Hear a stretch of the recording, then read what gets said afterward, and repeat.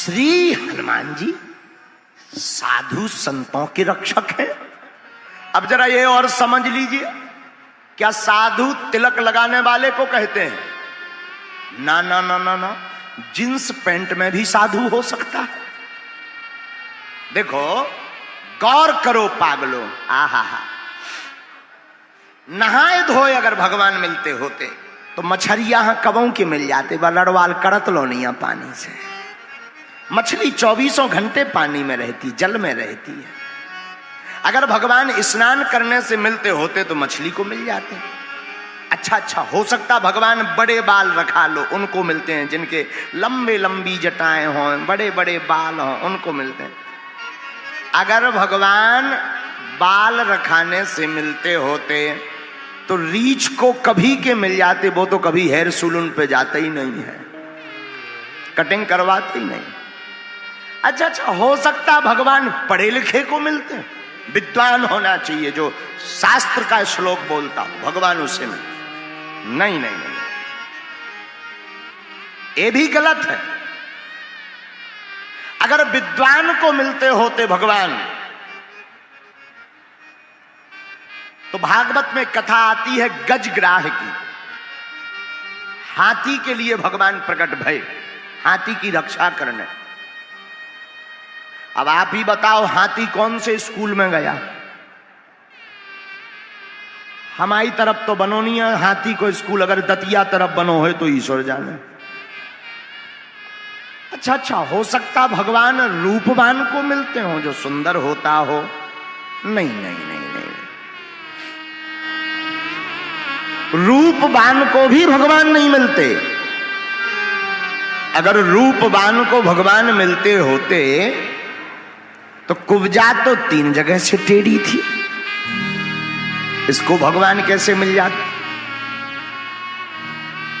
अच्छा, हो सकता भगवान उत्तम कुल के भक्त को मिलते हों, जो उत्तम कुल में ऊंची जाति का हो। अगर ऊंची जाति के ही लोगों को अगर भगवान मिलते होते तो सबरी के घर पर जाकर जूठे बेर नहीं खाते। तो भगवान किनको मिलते? भावों का भूखा हूं मैं और भाव ही एक सार है, भाव से जो मुझको भजे स्वभाव से बेड़ा पार है। भगवान भावुक को मिलते हैं।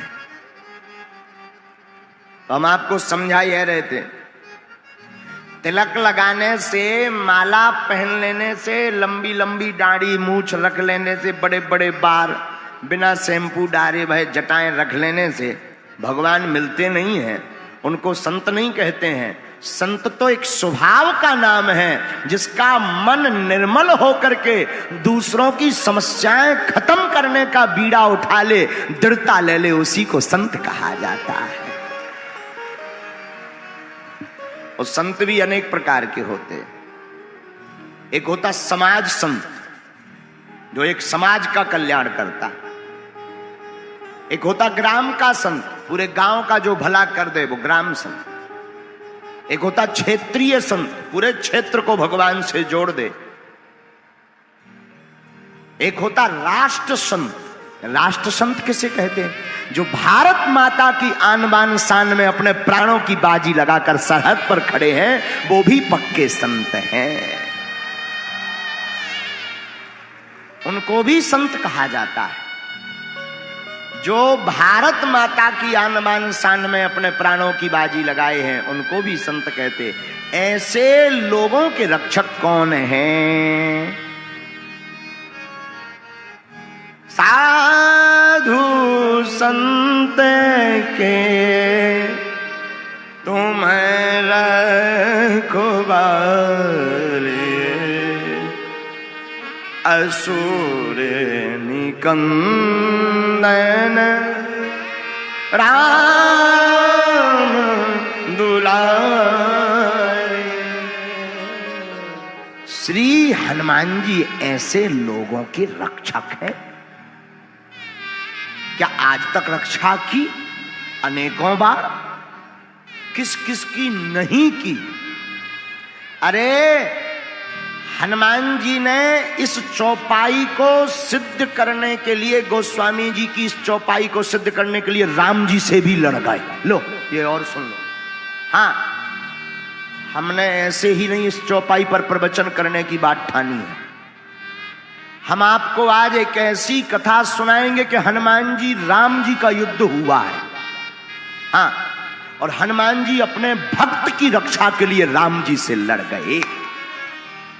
एक राजा था जिसका नाम था सुकंत। सुकंत नाम का राजा कैवर्त देश का राजा था। उसके राज्य का नाम था कैवर्त। एक बार राजा बड़ा धर्मात्मा था। ध्यान से सुनना, बहुत काम की बात। राजा बड़ा धर्मात्मा, बड़ा पूजा पाठी, एकदम पूजा पाठ करता रहता, राम नाम जपता रहता, संतों के समागम में जाता रहता था। तो एक बार संतों की सभा लगी तो कैवर्त देश का राजा सुकंत उस सभा में सम्मिलित होने के लिए जा रहा था। उसी समय उस राजा को नारद जी मिल गए और नारद जी का काम है आगी लगाना। नारद जी बोले, काओ सुकंत, कहां जा रहे हैं? सुकंत बोलो, संत सभा में जा रहे, संत सभा में, संतों के समागम में जा रहे। जाओ जाओ जाओ, जाना चाहिए, जाना चाहिए। संतों की संगत करोगे बुद्धि निर्मल रहेगी। जाओ जाओ जाओ जाओ। जो महाराज आज्ञा। वो राजा थोड़ी दूर बढ़ा तो नारद जी बोले, रोको रोको रोको रोको। अच्छा जो बताओ, सुनो, वहां बहुत सारे संत होंगे, सबको प्रणाम करना। महाराज आपने तो ये हमें सिखाया ही है, संतों को प्रणाम करना। हम तो राजा हैं, संतों को प्रणाम नहीं करेंगे तो किनको करेंगे? हाँ ठीक ठीक ठीक, अब जाओ जाओ। थोड़ी दूर फिर चला तो नारद जी ने फिर रोका। रुको, सुनो राजन सुकंत, सुनो, सबको प्रणाम करना, पर वहां पर एक संत रूप में एक विचित्र आदमी होगा, उनको मत करना। तो सुकंत बोले, किनको? बोले विश्वामित्र जी को। क्यों? अरे उससे तुम्हें क्या लेना देना? मत करना तो मत करना। अरे महाराज आफत ना हो जाए। कोई आफत नहीं, हमने कह दिया मत करना, क्योंकि वो ऋषि है ही नहीं। पहले वो भी राजा थे तुम्हारी भांति, और हमारी आज्ञा है तुम प्रणाम मत करना। सुझाव मान लो, तुम्हारे पुण्य बचे रहेंगे। अब राजा सुकंत परेशान हो गया। अब क्या बोले? नारद जी की आज्ञा। नारद जी का मतलब ही होता है जिसकी वाणी कभी रद्द ना हो वो नारद। नारद का अर्थ क्या? जिसकी वाणी कभी रद्द ना हो वो नारद। तो हां कह दिया। राजा संत सभा में गया तो सबको प्रणाम किया, लेकिन विश्वामित्र जी को छोड़ दिया।